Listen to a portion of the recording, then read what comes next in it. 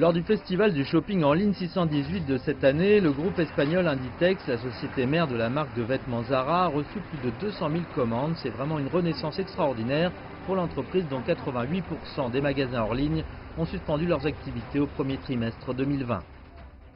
El consumo se está recuperando y las ventas. La consommation reprend et les ventes augmentent grâce à la promotion d'activités commerciales telles que le festival du shopping en ligne 55 et le festival du shopping en ligne 618. Par exemple, les ventes des magasins de marque en mai ont atteint 80% à 90% de la même période l'an dernier, soit une augmentation de 20% par rapport à avril. Et les ventes en ligne ont également été plus élevées que durant le même mois l'année dernière.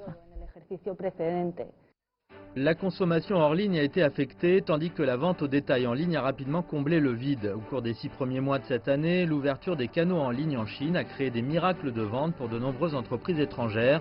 En tant que 4e fabricant mondial de chocolat, Ferrero Italie a enregistré un taux de croissance composé de 54,8% des ventes omnicanales au cours de la période 618 cette année.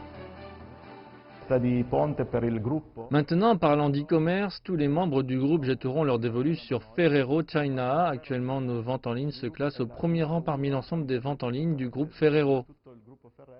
Au cours des 6 premiers mois de cette année, les ventes au détail en ligne de la Chine ont atteint 5 150 milliards de yuan, soit une hausse de 7,3% par rapport à l'année précédente, le commerce électronique faisant preuve d'un grand dynamisme. Face à la tendance actuelle d'accélération de la mise à niveau de la consommation intérieure, le gouvernement chinois a introduit un certain nombre de mesures, ce qui a permis au marché d'exploser de vitalité par lui-même.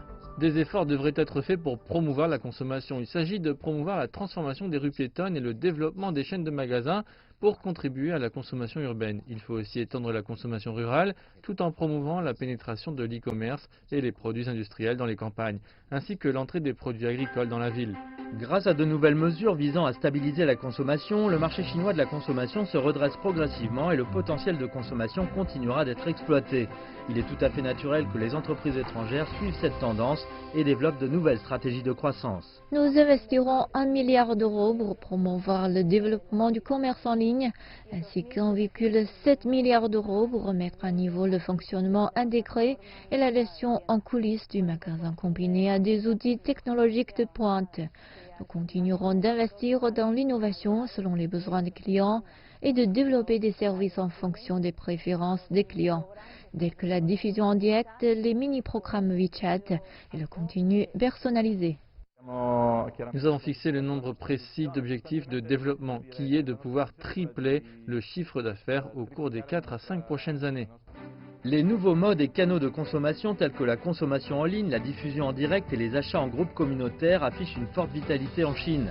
Ces derniers peuvent faire correspondre plus efficacement l'offre et la demande, exploiter des grappes industrielles avantageuses dans diverses régions, permettre aux entreprises de reprendre rapidement la production et promouvoir la reconstitution de la consommation et la libération du potentiel. En tant que pays le plus peuplé du monde, la population chinoise à revenu intermédiaire a atteint 400 millions, ce qui signifie qu'un marché de la demande intérieure à grande échelle s'est formé. La Chine possède l'avantage d'être un très grand marché et les dividendes du marché chinois continueront d'être libérés pendant plusieurs années. C'est peut-être le plus grand charme de la Chine pour attirer les investisseurs étrangers. Le moteur ultime de la croissance économique est la consommation, mais la propagation mondiale de l'épidémie a provoqué de nombreuses incertitudes sur le marché de la consommation. Comment stimuler la consommation est devenu un problème commun à toutes les économies. En ce moment, grâce à une nouvelle vague d'ouverture de haut niveau, la Chine partage cet énorme marché en pleine croissance avec des pays du monde entier et insuffle une dynamique de croissance soutenue au développement de haute qualité de l'économie mondiale.